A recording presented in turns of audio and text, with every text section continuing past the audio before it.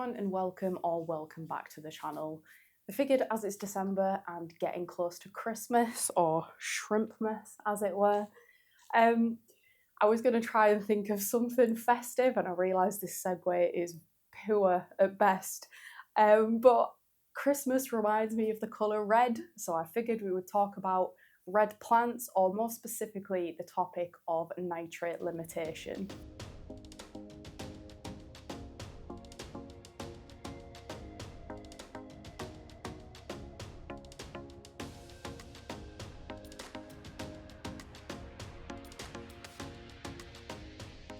Now, as mentioned, today we are going to be talking about nitrate limitation.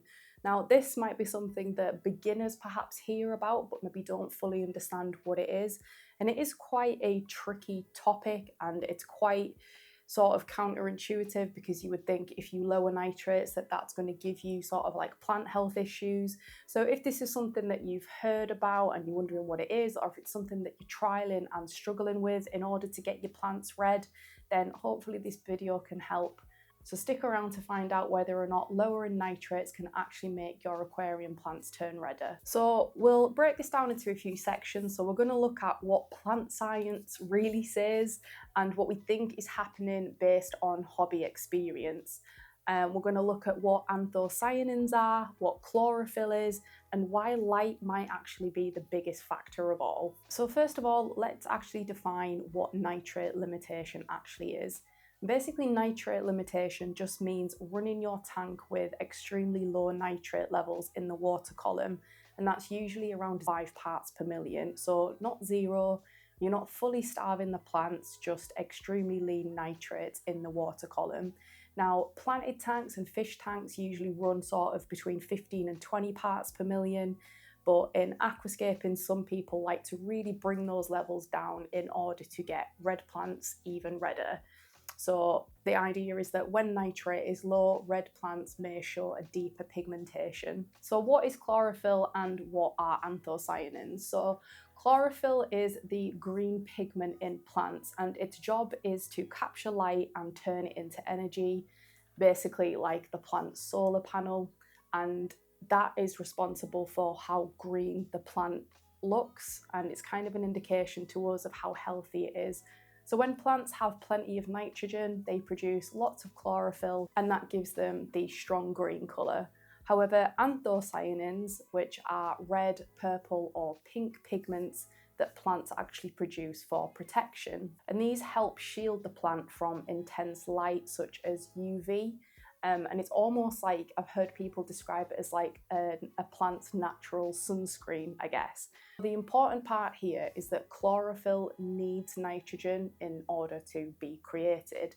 And anthocyanins usually increase when nitrogen drops. That, I guess, is the key scientific connection between nitrate limitation in regards to anthocyanins and chlorophyll. And all that is not to say that when a plant has less chlorophyll that it's unhealthy, because as we've mentioned, when that drops, anthocyanins start being created essentially as a form of protection. So I always kind of like to look at what science says, what study says, in order to understand these concepts in aquascaping.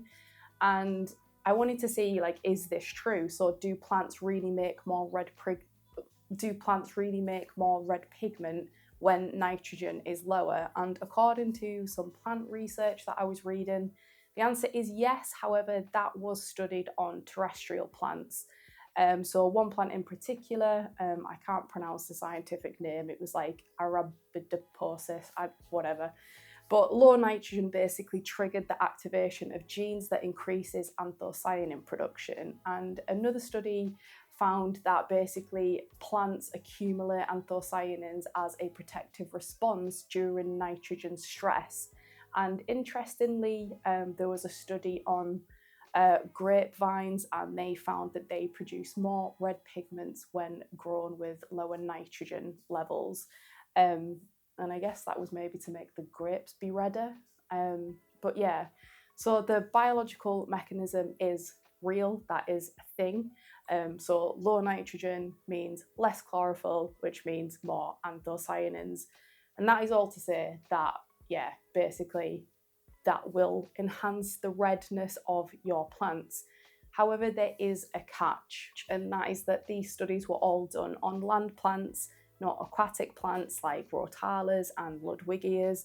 But I think it's safe enough to say that there is a lot of not only just anecdotal evidence, but proof that within the sort of aquascaping hobby, people have found that lowering nitrates does in fact boost the red coloration or pigmentation in these plants. So whilst I couldn't strictly find any sort of like scientific evidence to back it up, I think the whole mechanism and the theory pretty much works the same from terrestrial plants to aquatic plants.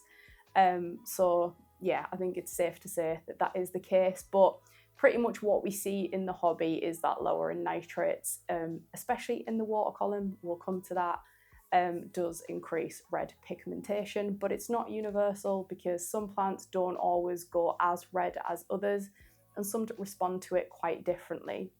So there is some like things that you should really consider and some sort of like caveats to this, and that yes, many red plants colour up when the nitrates are low, but too lower nitrates can also cause yellowing, stunted growth, leaf drop, melted leaves and things like that. So it's kind of like this fine balance between lowering the nitrates gradually and steadily and keeping it consistent and not just completely cutting them out. And we'll talk about that a little bit more in a second.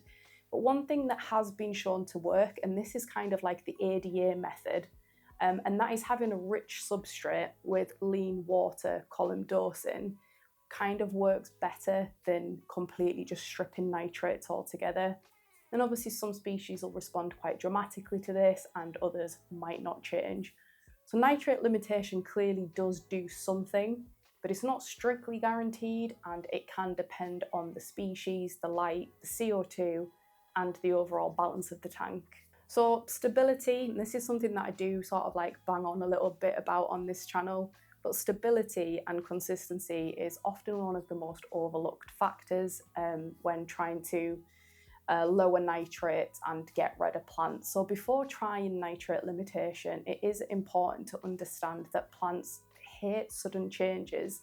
There is various research out there. I think there was one thing that I read by the Tour Aquarist that basically showed that nutrient swings, especially in nitrogen, kind of force plants to constantly reprogram their growth strategy. And this can lead to things that we've already mentioned, and that is old leaves melting, algae taking hold, slower growth, and plants just generally looking unhealthy even if other nutrients are plenty available. So the secret behind nitrate limitation isn't just hitting a magic number, dropping it to 5 parts per million and expecting red plants, although that may happen, but it is just more about keeping things stable and consistent. Stable nitrate, even if it's low, is always going to be better than fluctuating nitrate levels, because that's just basically going to stress the plant out and you're going to end up with unhealthy plants, not red plants.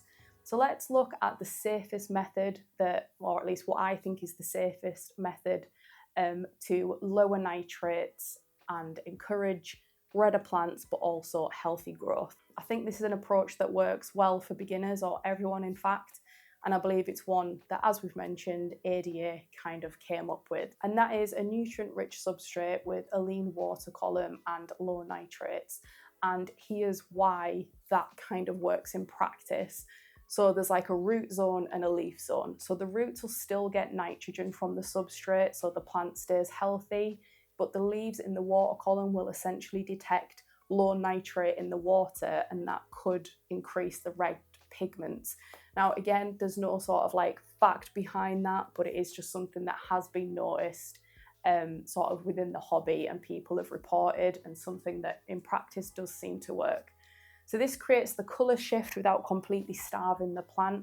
And the method also kind of mirrors natural environments where the sediments that plants are in is generally nutrient rich, but the water that they're in is generally sort of nutrient poor. So of course, as with anything, when we're sort of pushing plants to the extreme or sort of encouraging a controlled stress environment, there are going to be some risks and some limitations.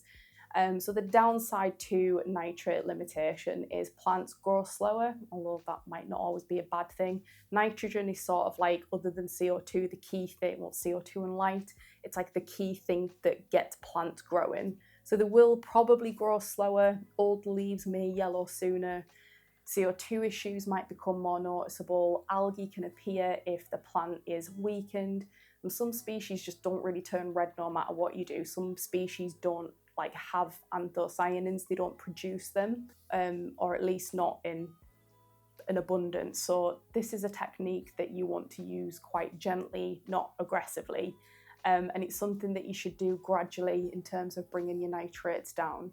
But for me, I think one of the most important factors in order to get red plants is actually light. So I think light often has a bigger impact on coloration than nitrate does, and here's why. So there is research that shows that plants increase anthocyanins when exposed to strong light, and that's because pigments act as a protection against excess energy, as we've mentioned, a little bit like sunscreen. And this applies perfectly to aquarium plants too. And you will probably find that under low light, quite often in low-tech tanks, even with low nitrates, many red plants just stay green or pale, or might go maybe a little bit burgundy, but they never really reach that true red potential.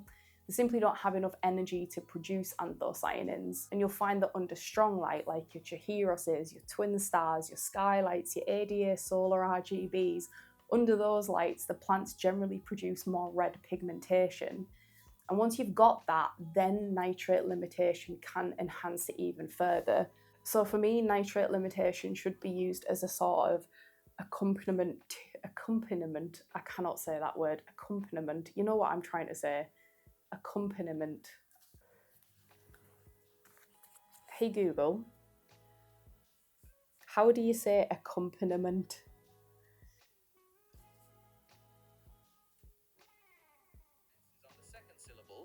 Accompaniment. Accompaniment. Say it again. The stress is on the second syllable, accompaniment. Okay, that's what we're going. Accompaniment sounds dead Yorkshire, which is fair because I'm from Yorkshire. So for me, nitrate limitation should be used as an accompaniment to strong lighting. And I think that's how you definitely get the best results. It's more controlled, there's less stress on the plants. It's something that you can manage and do sort of quite slowly, because you can kind of do it on a sliding scale. You can start bringing the nitrates down and start bringing the light up. But I would definitely do that over the course of like a month or two. Do it slowly so that you don't stress the plants and the plants just aren't going from like one environment to another, because that's when all hell breaks loose basically. So light drives the redness and nitrate just fine-tunes it, I guess is what I'm trying to say. So if your goal is for deeper and more vibrant red plants, focus on being able to have strong, stable lighting first. And obviously that comes as well with balancing your CO2 and your nutrients. And I have previously done a video on lighting, so check that out. And then consider lowering your nitrates as a secondary tool. So the mechanism behind nitrate limitation and the red pigmentation is a real thing. So if you hear it, it's not just like an aquascaping myth. It is a real thing with sort of like science backed behind it.